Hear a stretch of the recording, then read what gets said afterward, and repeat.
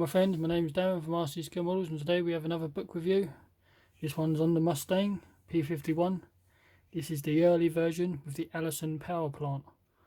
The aircraft later got upgraded by the British, and they decided to give their plans to the Merlin engine over to the Americans, and they put the Merlin engine into the P-51 as we know today. And it made it a whole brand new type of beast. It made it much better. There was nothing wrong with the Allison engine, but once the Merlin engine got into it, it was just a game changer. However, the Merlin engine that goes into the Mustang is known as a Packard Merlin, and the Merlin from the British is just a normal Merlin, but the American version is a Packard Merlin. So there is slight differences, but not much. As I say, this one's all about the Allison power plant. So again, we start with your index of the book. We have its type of roles that the aircraft was based, and stuff. Also, the British used these early versions as well, and that's when we decided to upgrade it with the Merlin engine, but that's a complete different story. Great read up. There's a British one. That actually, sorry, that's a P-40.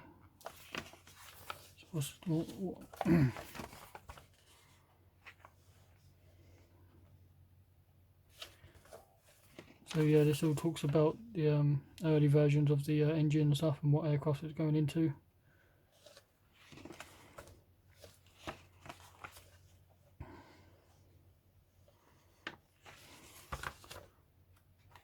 Super early Mustangs there in testing.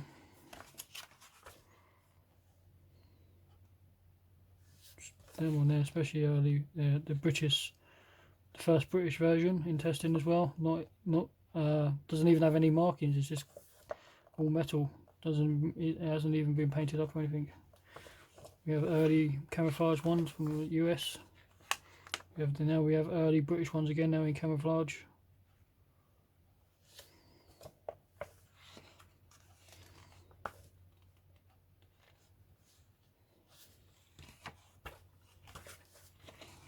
Then these are great read up. Recommend you again check these books out. They're good readings.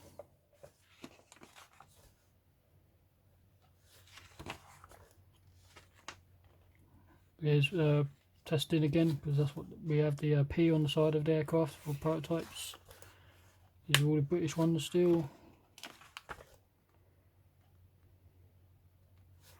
The aircraft was designed to and built by the Americans for the British.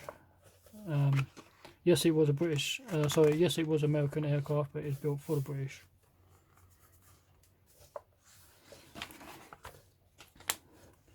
And now we have the American versions.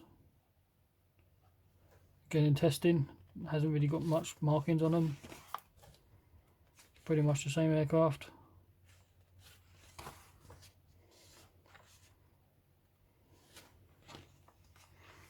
Early US operations versions now, they started to use them in battle with cannons and stuff. Here one, we have a crazy pattern on it.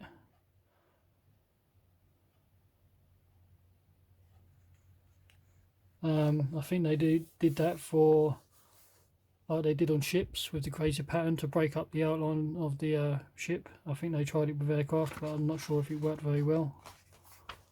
So here we are again with that crazy pattern.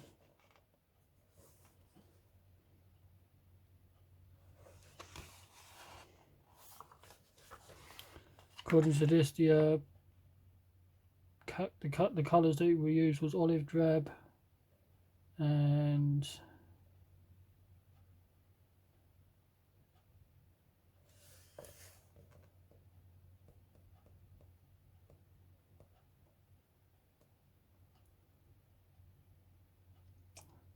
doesn't actually say. Just olive, the wings are olive drab. It doesn't say what colours the pattern is. Known as the Dazzle paint scheme.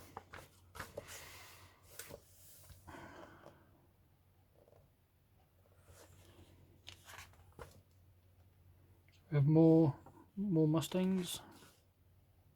Pretty cool.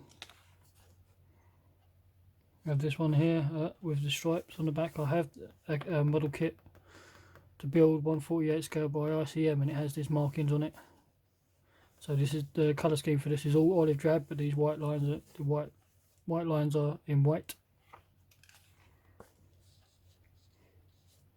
Another way of tailing from the early versions, it has this piece at the back on the canopy. Compared to the Mustangs you see today, it has the later versions and the more modern ones or whatever has all the bubble canopy. So the later ones has this D shape at the back, and the front cowling at the top has like an air scoop on top of it.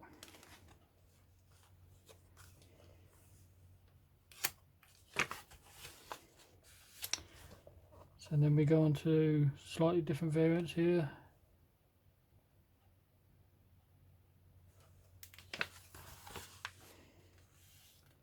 Other countries that got the aircraft as well to use. The Russians had a couple.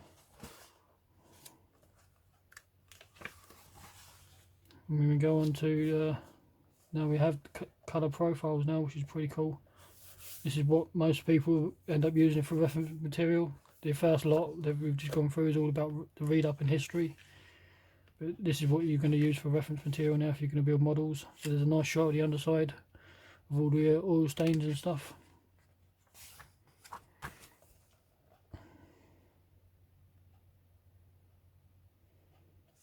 Nice poster of the Allison engine. You can see it's very similar to a Merlin engine. That's why the Merlin engine managed to fit so well, because they were pretty much kind of identical.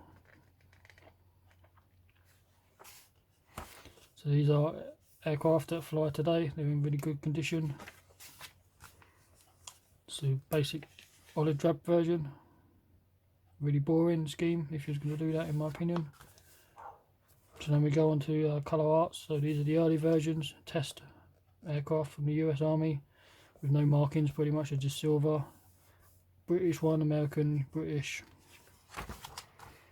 Here's that Dazzle one, we get to that. We have some British olive drab, Camouflage, Desert one for the RAF. These are RAF colour schemes, olive drab, typical.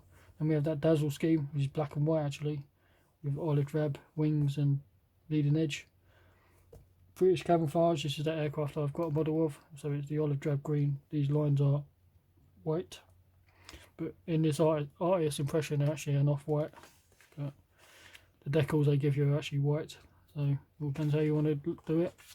There's another version with the stripes.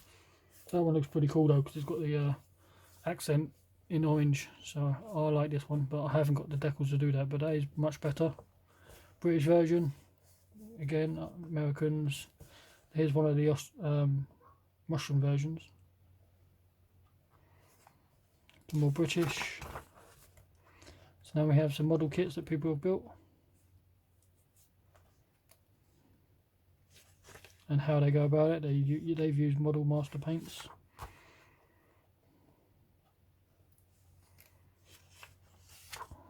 We have a British one being built. Mark 1A Mustang. So this one here is done by Accurate Scale Miniatures, 1/48 scale. Which is pretty cool. Have the yellow chrome zinc mate inside the cockpit on this one, and the wheelbase.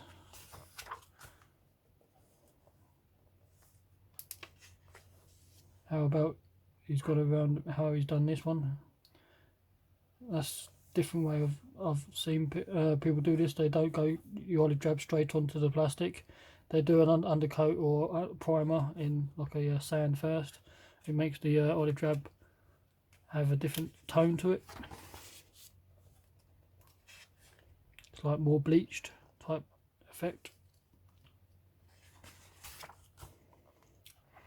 We have a 1/32 scale. Who's this kit made by? This is Hobbycraft. Scratch building wires and stuff. Nicely done.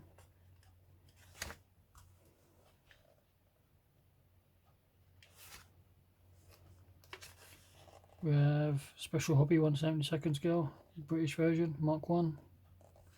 This one here, Academy 1/72 in American markings. We have Interlary 1/48 scale.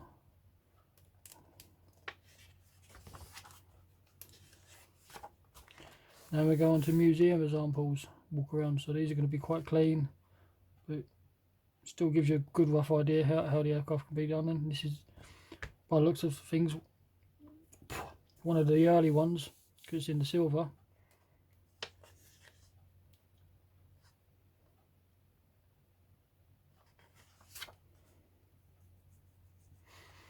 And we have another American one, an olive drab.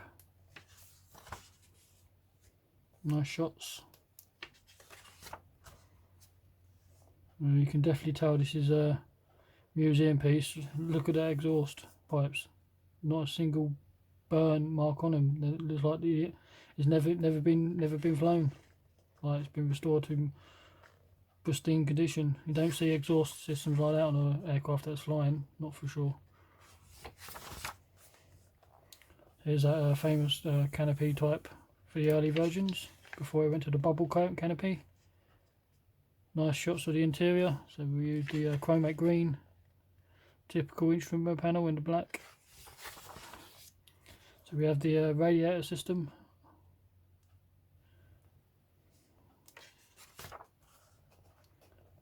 Wings, flaps, ailerons, tail, landing gears and wheels, which is nice shots.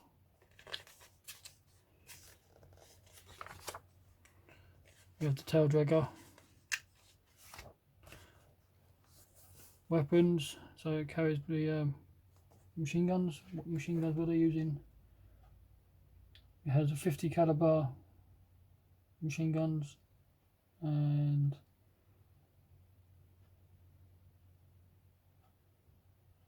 according to this, that's it. Number 1 is the 50 caliber. Number 2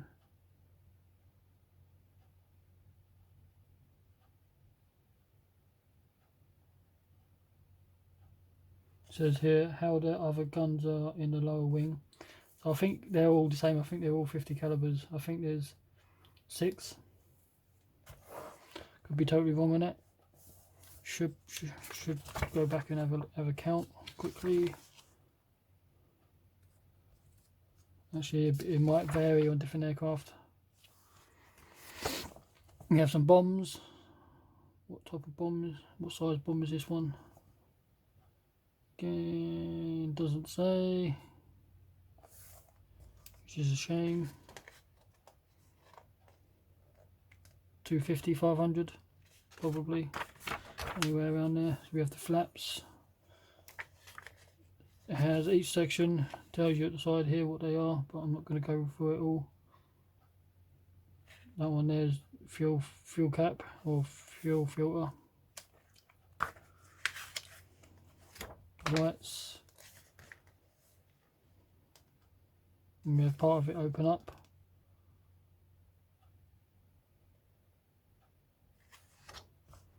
And we have drawings. So Allison engine, V-170 engine. We have breakdowns of each section, what parts of the aircraft mean what, names. The front engine section, where the engine would house, the engine bay, if you want to call it that. Structural parts, the cockpit fuselage frame type thing, whatever you want to call it.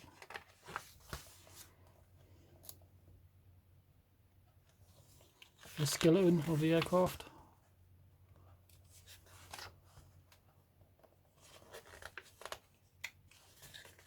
Pretty cool. And we have the air scoop, they've got it down as. I imagine it's where the radiator sits behind. Yeah, radiator air scoop. We have main wheels, segments and internals. Again, would have been nice if it was in colour. So we have all these black and white pictures, they're all good and stuff, but it's hard to work with. And then we go on to history on the Allison V power plant engine. Again, it's all structural parts, or where the engine bay is. Crew filling, the ladies doing the ammunition.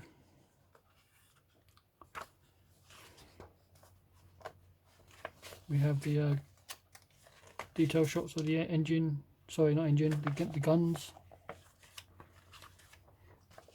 And then we go on to variants of aircraft and their history, breakdowns and markings, serial numbers and stuff. And we have drawings of the aircraft, so it shows you what section were upgraded. So from the very first one, obviously it has no weapons because it's a prototype still. Second version went from an XP-51, is known as, before it became a P-51. It had started to put cannons in the wings, 50 caliber in the wings. Exhaust system, the engine got upgraded slightly, 50 caliber gun in the side there. And later on they took it away and moved it to the lower section. It had 2 cannons in the wings instead of 3. Then they upgraded the cannons to 50 caliber, but stuck out more instead of. The engine changed. No, the engine didn't change at all, it stayed the same. But they changed the exhaust pipes again. Again, guns changed, exhaust, guns, leading edge of the wings, it all changed slightly.